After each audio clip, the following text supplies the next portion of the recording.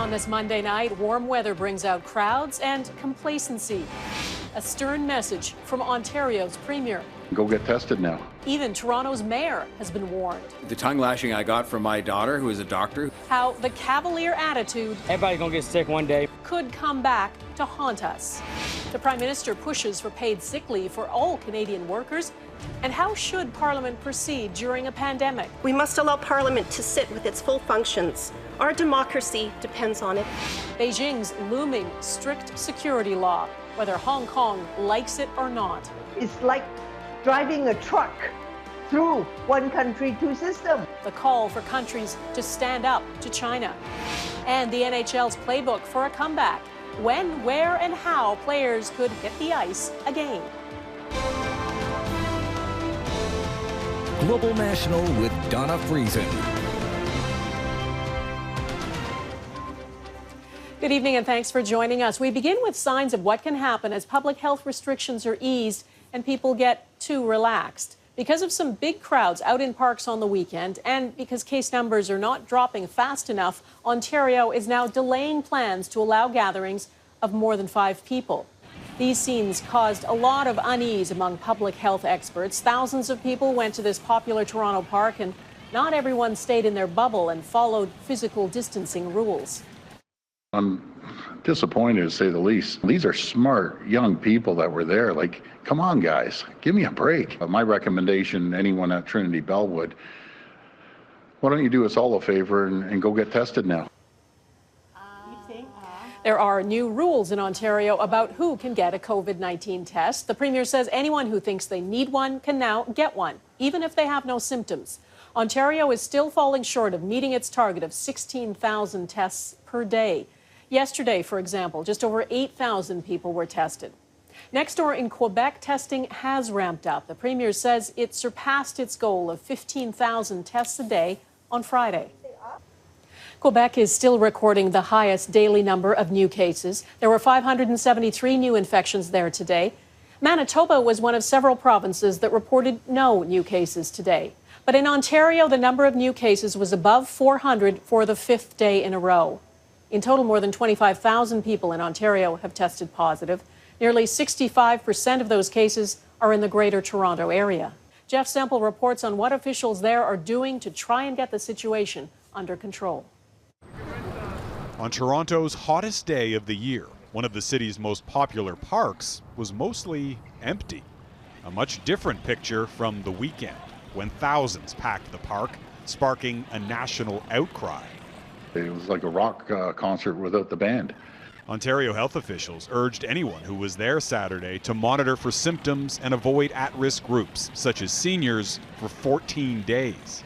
My recommendation, anyone at Trinity Bellwood, why don't you do us all a favor and go get tested now? The Premier wouldn't clarify whether his advice extends to Toronto's mayor. John Tory was among those photographed at the park, his mask under his chin. I'm a human being.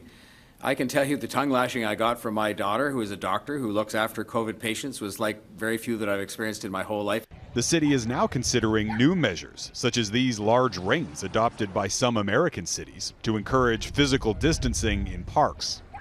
But frontline physicians say what's more concerning than a busy park is the big picture. For the 5th straight day, Ontario reported more than 400 new cases.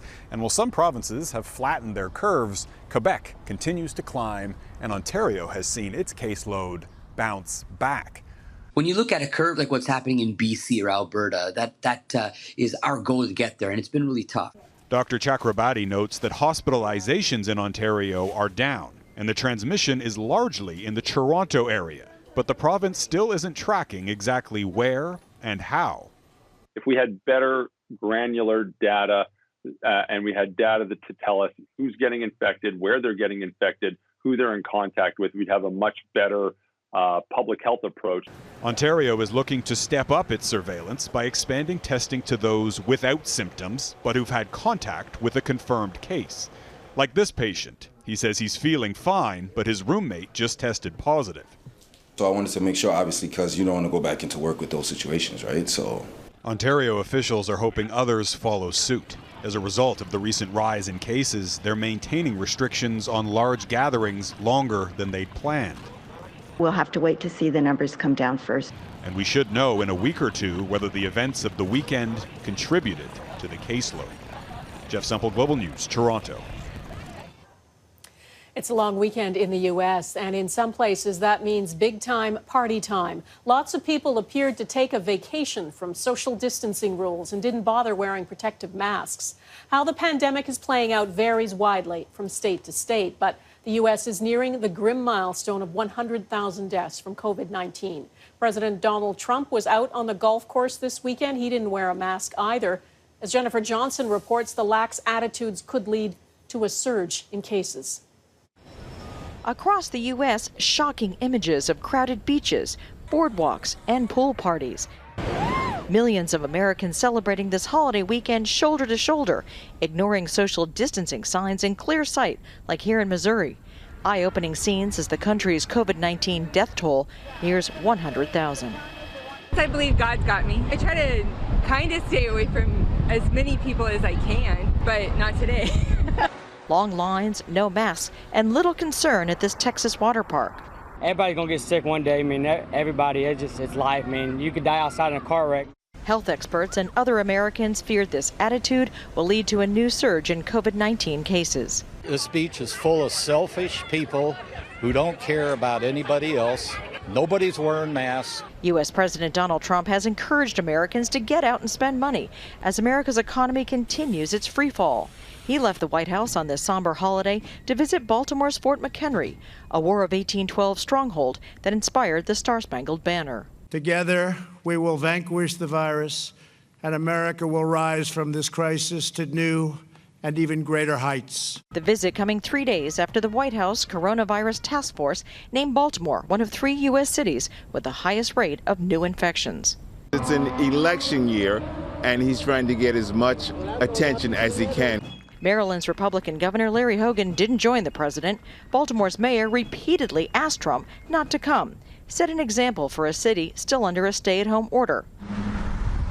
But the president, like so many Americans, couldn't stay home. Jennifer Johnson, Global News, Washington. The Ontario government is taking aggressive new steps to try to get control of outbreaks in some long-term care homes. It's appointed 2 hospitals to temporarily take over the management of 2 facilities where altogether more than 70 people have died of COVID-19. Officials say Downsview Long-Term Care in Toronto and River Glen Haven Nursing Home in Sutton, Ontario will be managed by the hospitals for 90 days, and that order could be extended if needed. Quebec's premier is recommending people wear masks when they leave the house, and today commuters in Montreal and Laval were given free reusable masks. The Quebec government gave Montreal and Laval $6 million to buy them so they could be distributed to people as they head back to work. It's hoped this will reduce transmission of the virus on subways and buses. The aim is to hand out 300,000 masks by the end of June, and there are plans to give away as many as 1.5 million in the months ahead. Many Canadians who stay home because they are sick don't get paid. And today, Prime Minister Justin Trudeau says he will push for all Canadian workers to get 10 days of paid sick leave. Trudeau says his government will work with the provinces and territories to ensure it happens.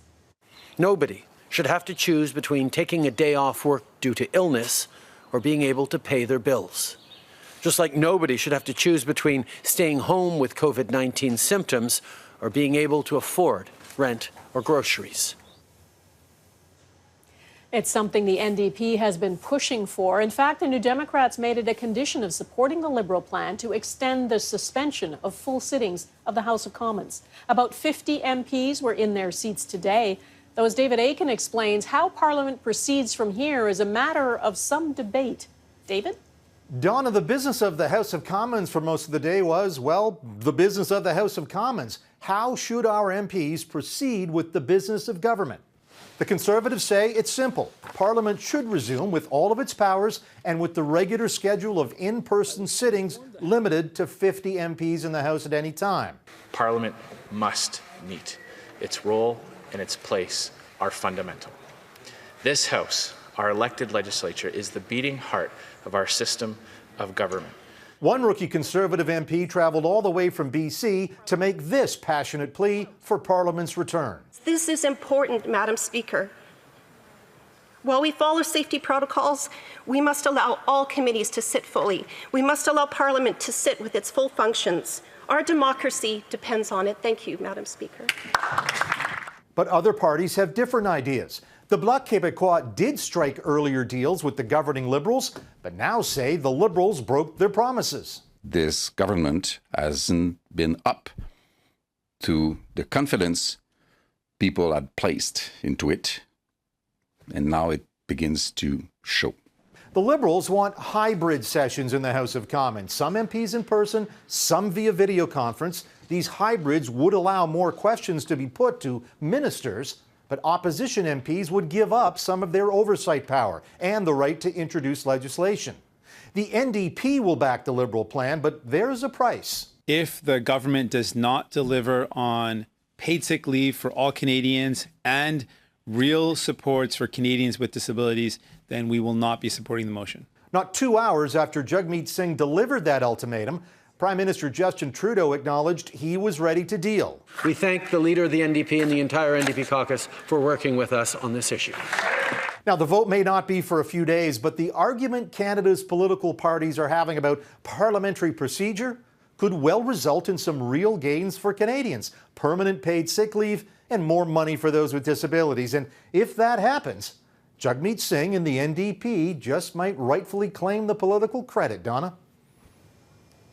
David Akin in Ottawa, thank you. We're watching a number of developments in the COVID-19 pandemic tonight. The World Health Organization has temporarily paused a trial of the anti-malarial drug hydroxychloroquine. The trial was to determine whether it's effective as a treatment for COVID-19. A paper published in the medical journal The Lancet suggested people taking hydroxychloroquine were at higher risk of death and heart problems. Japan is lifting its nationwide state of emergency. 50 new cases of COVID-19 were reported there today, and fewer than 2,000 people remain in hospital in Japan. India is allowing domestic air travel again with increased safety measures in place. The country recorded its highest single-day increase in cases for the fourth consecutive day. Nearly 7,000 new infections were reported in India today. And as restaurants in Spain's capital reopen, health officials have revised that country's death toll, lowering it by nearly 2,000. It's a result of new data gathering that identified deaths that were counted twice or wrongly attributed to COVID-19. The new death toll in Spain is just below 27,000.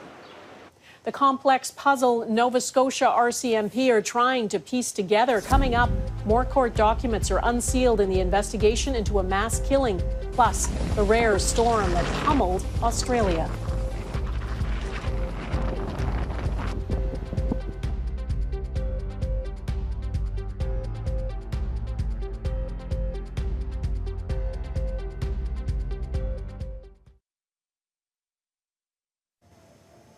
We're learning more tonight about the complex police investigation into the Nova Scotia mass murders. Newly unsealed court documents show the extensive police work being done, work that could reveal a motive and whether the gunman had been planning the rampage for some time.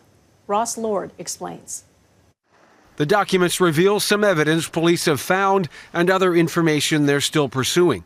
From the Portapic properties the gunman owned and burnt down during the rampage, investigators have seized rounds and ammunition boxes. From his clinic in Dartmouth, they've recovered computer equipment and a cell phone, and they've obtained a court order forcing TELUS Communications to provide his phone records. Also at the clinic, police seized what they called stored data from two vehicles, a Mercedes and a Ford Taurus Police Interceptor. Some sections of the unsealed documents are blacked out, but elsewhere, the RCMP notes the killing spree covered more than 50 kilometers, and referring to the in-car entertainment systems, they say the navigation track logs could provide information whether Gabriel traveled this route prior to April 18th.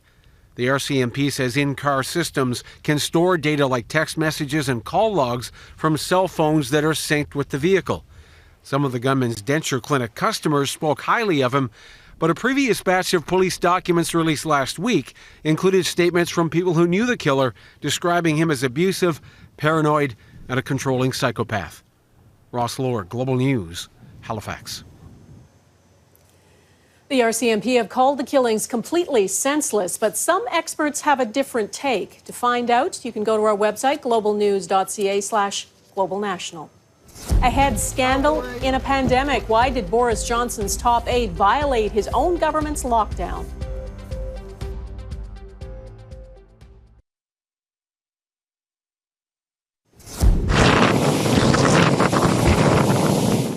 Remnants of a tropical cyclone battered Western Australia with wild weather as severe dust storms mixed with heavy rain. It's been called a once-in-a-decade storm. It hit the region with wind gusts of up to 130 kilometers an hour.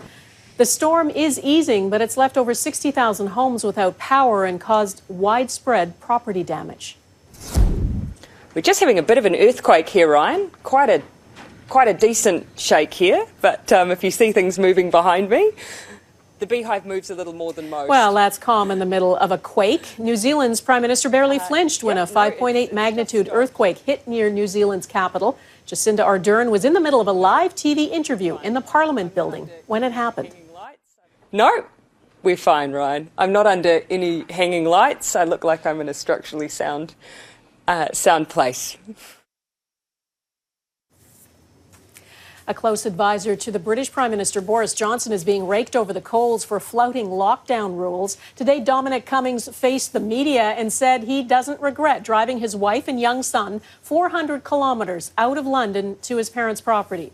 Cummings says he made the journey because there were no reasonable childcare options in London if both he and his wife became seriously ill. At the time, his wife was already sick with COVID-19, and he did become ill during the drive. News he broke the rules has made the public furious because it looks like the rules don't apply to the people in charge. I don't think there's one rule for me and one rule for other people. I knew what the guidance was.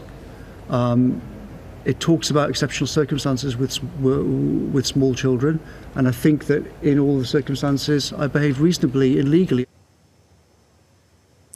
And Cummings says he is staying put despite calls for his resignation. He has the backing of the Prime Minister, Boris Johnson, who says his advisor acted responsibly, legally, and with integrity.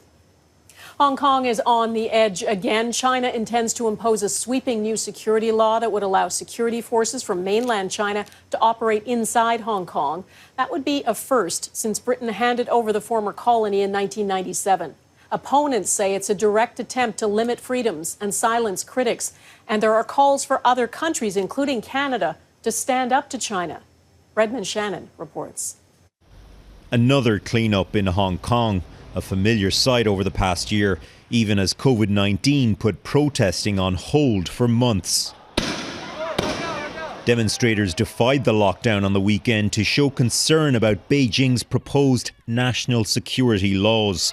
The proposals appear to go far beyond the extradition plans that sparked last year's unrest. Beijing says these protests are the very reason for the proposed laws and do not threaten Hong Kong's special one country, two systems status. The Hong Kong independent separatists cannot be left unchecked, and the extremists cannot have a free pass to commit violent terrorist acts.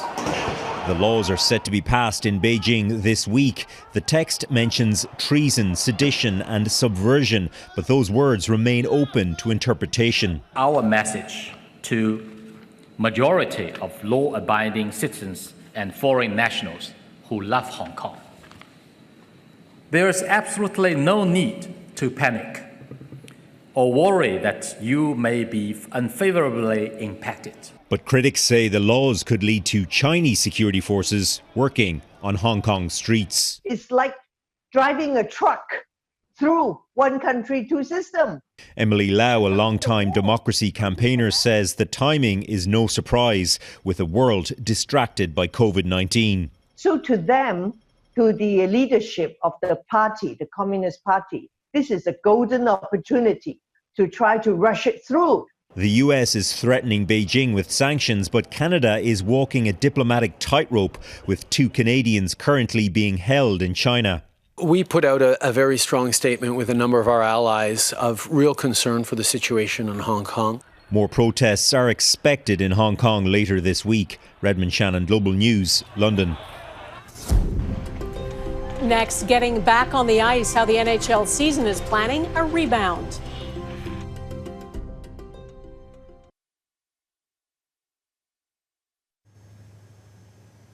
This was the first day people could reserve a campsite in BC, and so many people were eager to do it, the reservation system crashed.